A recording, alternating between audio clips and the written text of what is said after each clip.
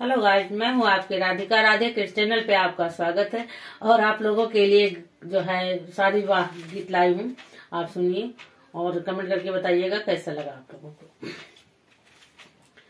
मोरे पीछवरा वाला मंगिया कई पेड़ावा लऊंगा चुआई दिन रात। घोड़ावा चढ़ल आए दुल्हे कामना रामा तोड़ैला मंगिया की डर। मोरे पीछवरा वाला मंगिया कई पेड़ा आलूंगा चुआई दिन रात।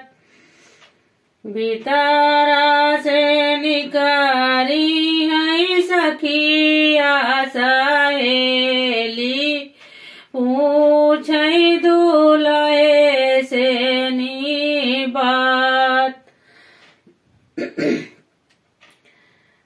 के हुआ उलारू से दुलारू रे दुल्हे के काई तो हमारा सुहाग।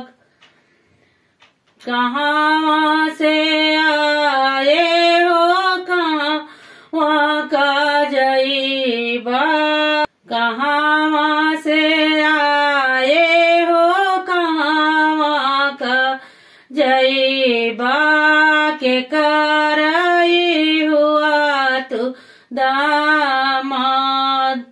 माई कनी होई हो उलरू से दुलरू सासू कर होई हम दामाद।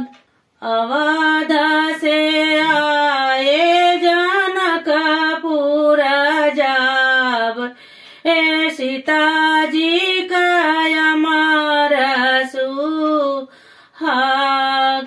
अवध से आए जनकपुर जाब सीताजी के अमर सुहाग। मोरे